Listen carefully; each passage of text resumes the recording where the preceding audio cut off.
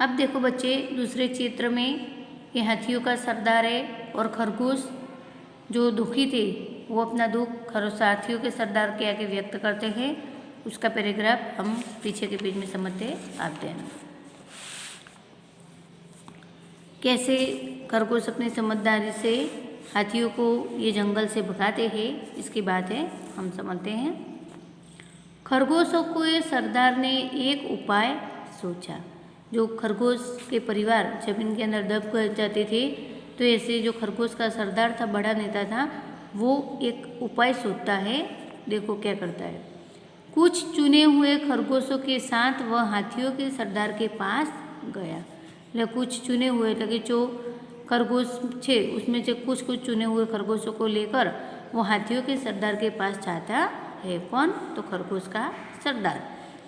कुछ दूरी पर बैठ खरगोशों के सरदार ने अपने अगले पांव उठाए। हाथी से कुछ दूरी पर बैठकर खरगोश के जो सरदार थे, सरदार ने अपने अगले पांव उठाए। अपने बात उनके आगे व्यक्त करता है। कौन? खरगोशों का सरदार अपने अगले पांव उठाकर उनके पास जाकर बात करता है। उसने उन्हें हाथ जोड़कर नमस्कार किया।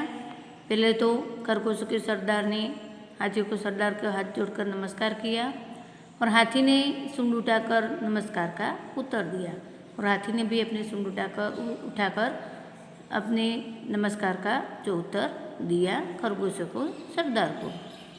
अब देखो आगे बोलता है।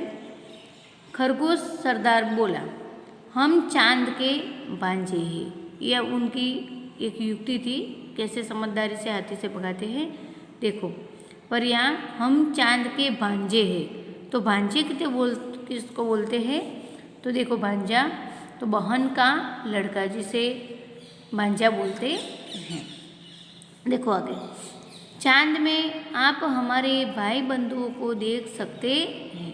तब खरगोश का सरदार हाथी को क्या बोलता है कि चांद में ही आप हमारे भाई बंधु मतलब अर्थ होता है भाई, और वो बोलता है कि हमारे भाइयों को अब आप चांद के अंदर देख सकते हो। हमारे कुछ भाई धरती पर रहने आए हैं। चांद के अंदर भी हमारे भाई बंधु को आप देख सकते हैं, और उसमें से हम कुछ भाई यहाँ धरती पर रहने आए हैं।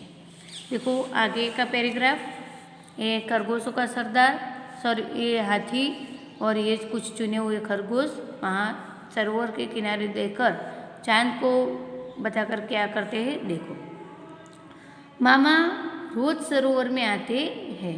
तो यहाँ खरगोशों के सरदार क्या बोलते कि हम चांद के भांजे हैं। तो बहन का लड़का हमने देखा, तो यहाँ बहन का लड़का मतलब कि वो भाई होता है, बहन का भाई, तो वो मामा बनता है। तो यहाँ बोलते कि मामा रोज सरोवर में आते। तो मामा कौन है? ये चांद है। तो मामा मतलब कि चांद रोज सरोवर में आते हैं हमसे मिलने। तो हम उनके ही भाई बंधु हैं, उनसे थोड़े दिन हम यहाँ धरती पर रहने आए, पर सरोवर में चांद मामा हमें रोज मिलने आते हैं। पर वह क्या बोलते, देखो, वे आपसे नाराज है। तो आगे देखो, हाथी बोला, क्या? क्यों नाराज है? हमने क्या किया है? तो हाथी बोलता है कि वो हमसे नाराज है, तो हमने क्या किया है तो हमसे नाराज हुए हैं? तो देखो, खरगोश बोला, सरोवर के समीप नरम मिट्टी में सुराख कर हमने अपने घर बनाए हैं। तो सरोवर के समीप मतलब कि नज़दीक, और सुराख मतलब कि छेद। तो यहाँ हाथी का सरदार बोलते हैं कि जो गीली जमीन थे सरोवर के किनारे, उनमें हमने सुराख बनकर हमारे घर बनाए थे, पर आपके आने से सुराख दब गए, जिससे चंदा मामा के बहुत से भांजे दब गए। तो देखो, वो सुराख बनाकर गीली जमीन में रहते थे जो खरगोश, पर आपके आने से जो आप गीली जमीन पर करवटें बदलते हैं, लेटते हैं, उसके कारण वो सुराख जमीन के अंदर दब गए हैं, और चंदा मामा के बहुत से भांजे मतलब के खरगोश के परिवार भी अंदर दब गए हैं। इसीलिए वे आपसे बहुत नाराज हैं। इसीलिए खरगोश का सरदार बोलता है कि आपसे चंदा मामा बहुत नाराज हैं। खरगोश आगे बोला, वे रात को सरोवर में आएंगे और उन्हें यह देखकर अच्छा नहीं लगेगा।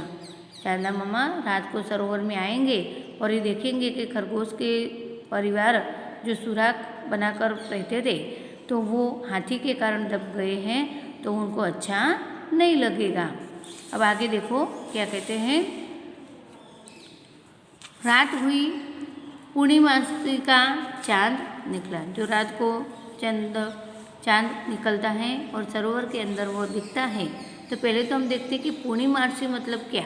तो जिस रात को चांद पूर्ण गोल होता है, जिसको हम गुजराती में पूनम बोलते हैं, तो वो पूर्णिमासी का चांद कहते हैं। पूर्णिमासी मतलब कि पूनम का चांद।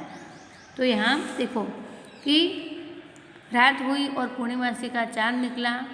हवा तेज थी, सरोवर में हल्की हल्की लहरें उठ रही थी और चांद लहरों के साथ साथ ऊपर नीचे हो रहा था। तो देखो पूर्णिमासी का चांद निकला है और हवा की लहरें उठ रही थी और हवा के कारण पानी हिल रहा था और उसमें चांद भी साथ में ऊपर नीचे हो रहा था, इसलिए वो भी साथ में हिल रहा था। तो देखो खरगोश क्या युक्ति करते हैं। हाथी और खरगोश भी वहाँ पहुँच गए। देखो हाथी और खरगोश भी सरोवर के किनारे पहुँच जाते हैं। आगे देखो, देखिए खरगोश बोला, देखिए महाराज, चंदा मामा गुस्से में कांप रहे हैं। मतलब चंदा मामा तो हवा की लहरों से ऊंचे नीचे हो रहे थे, और यहाँ क्या करते हैं खरगोश कि चंदा मामा देखो, ये देखकर जो खरगोश के परिवार अंदर दब गए और उन्होंने ये देखा तो जो गुस्से से कांप रहे हैं। तो यह गुस्से से कांपना वो मुहावरे का अर्थ है। तो उसका अर्थ होता है कि बहुत क्रोधित होना।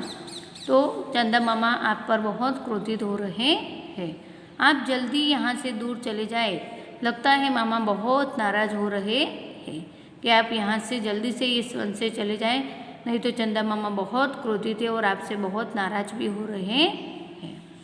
आगे देखो, हाथियों के सरदार ने अपने झुंड की तरफ देखा।